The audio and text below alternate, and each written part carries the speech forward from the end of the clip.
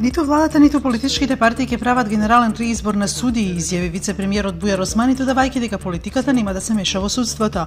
Тој најави дека ќе се укинува Советот за утврдување факти и одговорност на судиите, а сите надлежности ќе се вратат кај судскиот совет.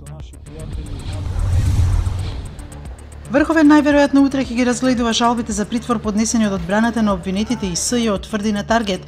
Апелација ја преиначи одлуката на кривичен и им одреди мерка притвор на поранешниот началник на петата управа во МВР Горан Груевски, екс-шефот на кабинет на Сашо Мијалков Тони Јакимовски и на Никола Бошковски.